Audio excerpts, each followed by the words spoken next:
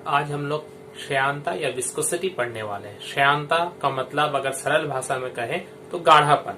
हम लोगों ने देखा है कभी कोई केचप के बोतल से जब हम लोग केचप को डालते हैं, सॉस या इस तरह का चिली सॉस को अगर हम डालते हैं तो क्या देखते हैं हम लोग कि उसको जब हम लोग दूसरे बर्तन में डाल रहे हैं बोतल से तो बहुत गाढ़ा होता है, वो धीरे धीरे गिरता है। लेकिन उसकी जगह में अगर हम कोई जूस को या पानी को डालें तो बहुत आसानी से वो गिर जाएगा। तो यहाँ पर दो अलग अलग द्रवों के बीच में क्या फर्क है? गाढ़ेपन का फर्क है। एक ज्यादा गाढ़ा है और एक थोड़ा पतला है। तो जो गाढ़ा है उसे हम लोग साइंस की भाषा में क्या कहते हैं?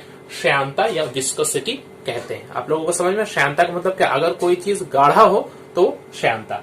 तो ये श्यानता जो है, ये श्यानता की परिभाषा अगर हम लोग कहेंगे तो तरल पदार्थ का वह गुण। मतलब तरल किसे हम लोग कहते हैं? तरल हम लोग जानते हैं दो चीज हो सकता है, या कोई भी द्रव यानी कि लिक्विड या गैस। तो लिक्विड या गैस, इन दोनों को हम लोग क्या कह सकते हैं? तरल कह सकते हैं। तो ये लिक्विड में भी पाया जाता है और गैस में भी पाया जाता है। तो तरल पदार्थ का वह गुण जो तरल के विभिन्न स्तरों के बीच, जैसे पानी है तो पानी के अलग अलग स्तर को हम बांट सकते हैं, हवा को भी अलग अलग स्तरों में बांट सकते हैं। सापेक्ष गति, ये बहुत इंपॉर्टेंट है, देखिए ब्लू लाइन से टिक किया गया। सापेक्ष गति, सापेक्ष गति कहने का मतलब है एक स्तर और दूसरे स्तर के बीच में जब मोशन हो, मतलब एक तेजी से जा रहा है और एक थोड़ा उससे धीमा है, तो उस गति में, सापेक्ष गति में क्या होगा? ये जो श्यानता है वो उसका विरोध करती है, मतलब दोनों को एक दूसरे के ऊपर में जाने से रोकती है। तो उसे हम लोग क्या कहेंगे? श्यानता कहेंगे। इसे बहुत समझ सकते हैं। देखिए क्या है, मान लेते हैं ट्यूब है, ट्यूब में पानी बह रहा है, पानी का अलग अलग स्तर है। मान लीजिए यहाँ से पानी फ्लो हो रहा है, बहुत सारा ऐसा स्तर है। तो जो दीवार के पास में, इस ट्यूब के जो किनारों पर जो पानी का स्तर होगा वो इस दीवार के कारण बहुत कम वेग से जाना चाहेगा। तो उसका अगर हम लोग वेग बोले तो वो लगभग 0 के बराबर है। तो हम लोग इसे कुछ ऐसे दिखाते हैं। ये मान लीजिए दीवार के पास का वेग है दोनों तरफ, लेकिन जैसे जैसे हम लोग बीच की तरफ आते जाएंगे, जो दीवार से दूर होता जाएगा जो लेयर, उसका वेग बढ़ते जाएगा। तो अगर ये छोटा है तो इसके बाद देखिए ये इसका बड़ा वेग हुआ, फिर इससे बड़ा है, मिडिल में जो होगा सबसे अधिक वेग होगा, और इसके बाद फिर ये वेग कम।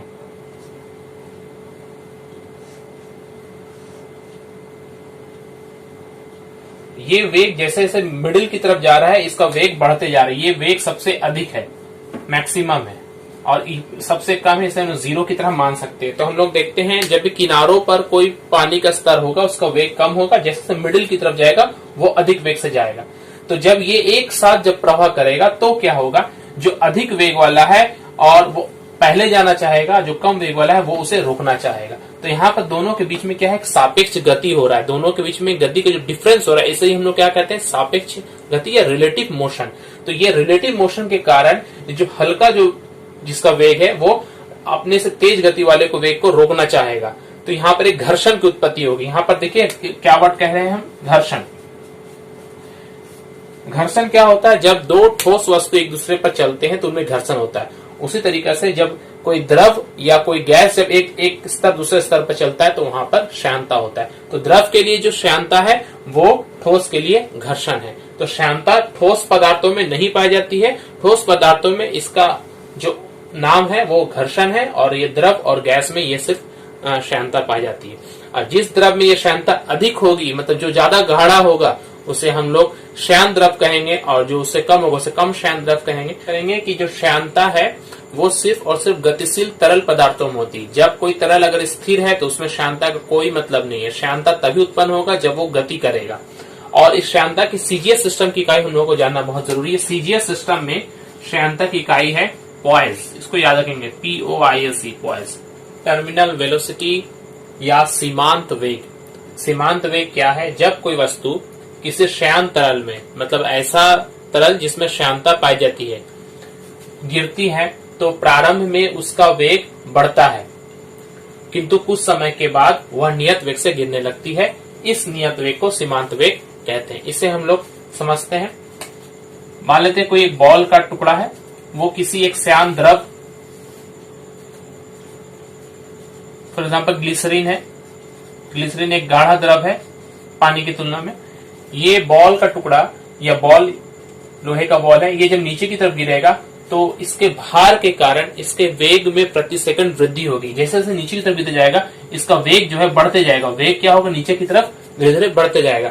लेकिन ये द्रव जो है ये जब द्रव में गिरता है, मान लिया द्रव में गिर रहा है नीचे की तरफ वेग से, तो इसके आसपास का जो स्तर है, कौन स्तर है, इसके आसपास का जो ग्लिसरीन का स्तर है, ये जो ग्लिसरीन का स्तर है, ये इन स्तरों के बीच में भी क्या आ जाती है, गति आ जाती है। और जब किसी द्रव में गति आ जाएगी तो उसमें श्यानता के कारण वो एक दूसरे का विरोध करेगी। मतलब ये जो लेयर है इस बॉल को नीचे गिरने से रोकेगी, तो इस बॉल के वेग में धीरे धीरे कमी आने लगेगी और एक निर्दिष्ट वेग पहुंचने के बाद वो उसी वेग से पूरा नीचे की तरफ फिर गिरने लगेगा। जब इस पदार्थ का मतलब ग्लिसरीन जो है, यहाँ पर ग्लिसरीन का जो ऊपर की तरफ जो बल काम कर रहा है, ऊपर की तरफ कौन सा बल काम कर रहा है, श्यान बल काम कर रहा है, ये है श्यान बल। और नीचे की तरफ कौन सा काम कर रहा है, इस बॉल का जो भार है, तो इस बॉल का भार और इस बॉल पर लगने वाला श्यान बल अगर दोनों बराबर हो जाए तो इस ये गेंद जो है ये एक नियत वेग से, मतलब एक निर्दिष्ट वेग से, ना वो वेग बढ़ेगा फिर और ना वो घटेगा, वो उसी वेग से नीचे की तरफ गिरने लगेगी। तो इसी को हम लोग कहते हैं नियत वेग या सीमांत वेग। समझ में? अगर ये वस्तु कम गाढ़ा या कम श्यान द्रव होगा तो ये सीमांत वेग है, वो जैसे जैसे नीचे की तरफ जाएगा वो धीरे धीरे और बढ़ेगा। अगर ये ज्यादा गाढ़ा होगा तो इस जो सीमांत वेग ये पहले ही कम हो जाएगा। तो इस चीज को हम समझ सकते हैं कि सीमांत वेग जो है ये दोनों पर डिपेंड करता है, ये वस्तु के भार पर, यानी कि वस्तु किस प्रकार का, घनत्व कैसा है, और इस द्रव के श्यानता पर जो एप्लीकेशन कहाँ पर है, मतलब इसका हम लोग क्यों इसको पढ़ते हैं।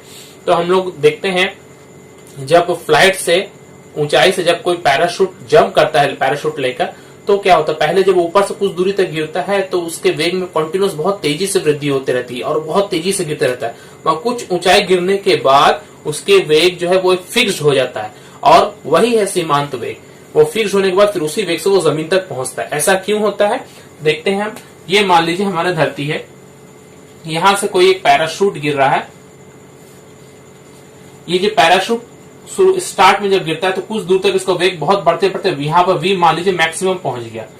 तो जब ऊपर से नीचे की तरफ गिर रहा है तो इस पर ऊपर की तरफ कौन सा बल काम कर रहा है, हवा का जो फ्रिक्शन है, यानी कि हवा का घर्षण, जिसे हम हवा का श्यानता कहते हैं। हवा का श्यानता और इस पैराशूट का जो भार है, ये दोनों जब बराबर हो जाएगा तो अधिक से अधिक वो वेलोसिटी पाकर उसके बाद वो वेलोसिटी फिक्स हो जाएगा और धीरे धीरे वही वेलोसिटी से वो नीचे गिरने लगेगा। पहले देखिए जब ऊपर से गिरा था तो पहले इसका वेग बढ़ रहा था, बढ़ते बढ़ते एक जगह ऐसा आएगा कि अब वो और नहीं बढ़ेगा। कब नहीं बढ़ेगा, जब इस पैराशूट का भार और इस पैराशूट पर ऊपर लगने वाला श्यान बल दोनों आपस में बराबर हो जाए। और जब वो कंडीशन फॉलो हो जाएगा, बराबर हो जाएगा, तो जो मैक्सिमम वेलोसिटी है फिर वो उसी वेलोसिटी से नीचे गिरेगा। फिर उसके बाद और गिरने पर उसका वेग नहीं बढ़ेगा, तो उसे ही हम लोग क्या कहते हैं, यहाँ पर सीमांत वेग कहते हैं। स्ट्रीमलाइन और लैमिनर फ्लो। स्ट्रीमलाइन का मतलब अगर हम सरल भाषा में कहें तो हम क्या कह सकते हैं, हम कह सकते हैं जब कोई तरल किसी ट्यूब से या किसी नदी से होकर बह रही है और वो बहाव जो है वो बहुत स्मूथ अगर हमें लगे, बहुत आराम से वो बहे, तो हम सिंपल भाषा में उसे स्ट्रीमलाइन कह लेते हैं। तो स्ट्रीमलाइन का अगर हम लोग परिभाषा पढ़े तो क्या होगा, इस प्रकार के प्रवाह में तरल के प्रवाह पथ, तरल का प्रवाह पथ मतलब तरल के जाने की दिशा। जैसे ये सब प्रवाह पथ देखिए, ये एक प्रवाह पथ है, ये दूसरा, ये तीसरा। तरल के प्रवाह पथ के किसी बिंदु पर, यहाँ 3 बिंदु मैंने दिखाए, किसी बिंदु पर प्रत्येक कण का वेग समान होता है। कहने का मतलब है अगर यहाँ पर से मान लीजिए कण आ रहा है, पीछे से बहुत सारे कण आ रहे होंगे, तो ये एक कण है, ये दूसरा कण है, ये जब ए पर आएगा तो इसका जो वेग होगा मान लेते हैं VA। ये कण भी जब ए पर आएगा तो उसका वेग होगा VA। ये कण जब बी पे आएगा तो उसका कण होगा VB। तो ये कण भी जब बी पर आएगा तो उसका कण होगा VB। और ये एक ही सरल रेखा पे गति करेंगे। तो प्रत्येक कण का वेग समान होता है या समय के साथ नियमित रूप से बदलता है। अगर पीछे से हम प्रेशर दे रहे हैं तो वो कंटिन्यूस चेंज होगा, मगर बराबर चेंज होगा। जैसे इस कण के लिए चेंज होगा वैसे इस कण के लिए ही चेंज होगा।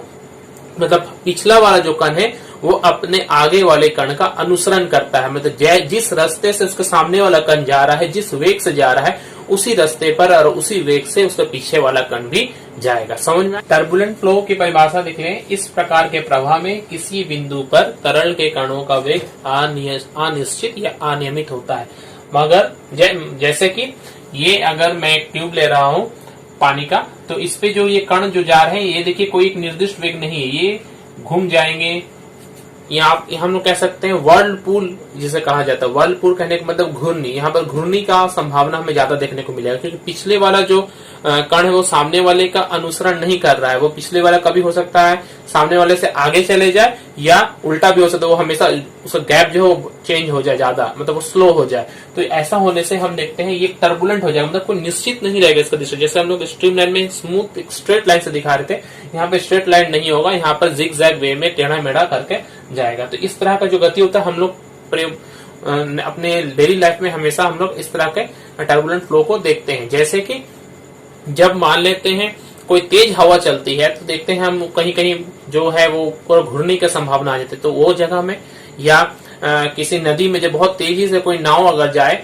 तो वहां का जो पानी होता है उसमें जो गति होती है वो भी क्या होगा, टर्बुलेंट फ्लो होगा। अगर हमें टर्बुलेंट फ्लो और स्ट्रीमलाइन फ्लो में अंतर जानना है तो हम एक नल से हम लोग सिंपल समझ सकते हैं। जब हम नल को धीरे से खोलते हैं तो उसमें जो बूंद बूंद करके या बहुत स्लोली जो पानी गिरता है उसे हम लोग फ्लो या स्ट्रीमलाइन फ्लो, और जब बहुत तेजी से जब खोल देते हैं तो बहुत तेजी से जो निकल कर आता है पानी, जिसकी कोई डायरेक्शन निश्चित नहीं होती, वो चारों दिशाओं में छिटक के आता है, तो वो क्या कहलाएगा, टर्बुलेंट फ्लो।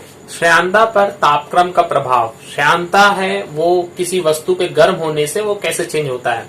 तो हम जानते हैं द्रव और गैस, ये द्रव और गैस जो है, द्रव के लिए श्यानता तापक्रम के बढ़ने से घटती है और गैसों के लिए तापक्रम के बढ़ने से बढ़ती है। द्रव के जो अणु जो होते हैं वो आपस में एक दूसरे को एक बल से आकर्षित करते हैं, जिसे हम लोग सहसंजक बल भी हम लोग कह सकते हैं। सेम अणु जो होता है वो सहसंजक बल होता है, याद रखेंगे इसको। द्रव के अणु आपस में सहसंजक बल से आकर्षित करते हैं। तापक्रम के बढ़ने पर अणुओं की दूरी बढ़ जाती है। अणुओं की दूरी बढ़ जाने पर उनके बीच में लगने वाला जो आकर्षण बल है यानी कि सहसंजक बल वो कम हो जाता है। तो जब ये बल कम हो जाएगा तो श्यानता भी कम हो जाएगी। कुछ श्यानता जो इन दो अणुओं के बीच में लगने वाले सहसंजक बल पर ही निर्भर करती है। तो सहसंजक बल कम होने से क्या होगा, श्यानता भी घट जाएगा। मगर गैसों के लिए क्या, तो गैसों के अणु तो पहले से ही बहुत दूर है, तो इनके बीच में कोई सहसंजक बल कार्य नहीं कर रहा है। तो जब हम इनको बहुत दूर मतलब गर्म कर देते हैं तो ये अणु जो है बहुत अधिक वेग से गति करने लगते हैं। बहुत अधिक वेग से जब गति करने लगते हैं तो आपस में एक दूसरे से बहुत ज्यादा टकराते भी हैं। जब ज्यादा वेग होगा, जब भीड़ में अगर कोई बहुत तेजी से अगर कोई दौड़ने लगे तो टकराता ज्यादा है, तो उसका वेग पहले की तुलना में और कम हो जाएगा। यानी कि श्यानता जो है यहाँ पर हम लोग देखेंगे बढ़ जाएगा। वेग कम होने का मतलब क्या है, वो गैस को प्रवाह होने में और प्रॉब्लम आएगा, दिक्कत आएगी। तो जब गैस को प्रवाह होने में एक जगह से दूसरे जगह जाने में ज्यादा टाइम लगे तो उसका श्यानता क्या होगी, बढ़ जाएगी। ठीक है। श्यानता के दैनिक जीवन में प्रयोग। दैनिक जीवन में काम आने वाली वस्तुओं में हम लोग श्यानता का प्रयोग कैसे करते हैं और जानकारी कैसे लेते हैं। सबसे पहले देखें, जो बहुत हाई स्पीड से चलने वाले जो हवाई जहाज होते हैं, जैसे जेट प्लेन्स जिसे हम लोग कहते हैं, और रॉकेट, ये सब का जो अगला हिस्सा है वो देखिएगा नुकीला होता है। नुकीला इसलिए होता है ताकि उनका सरफेस एरिया कम हो और हवा का जो घर्षण लग रहा है उस पर वो कम हो, यानी कि हवा का श्यानता उस पर कम हो, इसीलिए हम लोग उसका नुकीला हिस्सा बनाते हैं। क्वेश्चन आ सकता है कि हवाई जहाज रॉकेट का अगला हिस्सा नुकीला क्यों बनाया जाता है, तो हम लिखेंगे ताकि उसमें हवा का घर्षण कम हो, जिससे हवा की श्यानता घट जाए और वो एरोप्लेन उसमें आसानी से जा सके बिना ज्यादा ऊर्जा खर्च किए हुए। सेकंड है, गर्मी के दिनों में हम लोग जानते हैं मशीनों में, चाहे पंखा हो या कोई भी चीज या गाड़ी हो, जहां पर कोई मोशन करने वाली चीजें होती हैं, वहां पर हम लोग क्या करते हैं, जैसे बॉल बेरिंग्स होते हैं, वहां पर हम लोग क्या करते हैं, कुछ ग्रीस या कोई तेल डालते हैं जिसे हम लोग स्नेहक या लुब्रिकेंट कहते हैं। तो ये जो स्नेहक या लुब्रिकेंट है ये एक टाइप का लिक्विड का ही फॉर्म है। तो तापक्रम बढ़ने पर हम लोगों ने पढ़ा कि तापक्रम बढ़ने पर लिक्विड का श्यानता क्या होता है, घट जाता है। तापक्रम को बढ़ाएंगे, गर्मी के दिनों में तापक्रम बहुत अधिक होता है तो लुब्रिकेंट का श्यानता जो है वो कम हो जाएगा। श्यानता कम हो जाएगा मतलब जो मशीन को जो चिपचिपाहट जो चाहिए था उतना वो मिल नहीं पाएगा, जिसके वजह से वो मशीन के जो पार्ट्स हैं वो धीरे धीरे खराब होने लगेंगे। और उसी का जैसा ठंडी के दिनों में क्या होता है, इस तरह का जो लुब्रिकेंट होता है वो धीरे धीरे जमने लगता है। तो जब जमने लगेगा तो जो गाड़ी का जो मोशन है वो सही से नहीं हो पाएगा, तो वहां पर भी नुकसान होता है। तो इन दोनों को ध्यान में रखते हुए हमें लुब्रिकेंट चूज करना होता है ताकि जिसके श्यानता पर तापक्रम का ज्यादा प्रभाव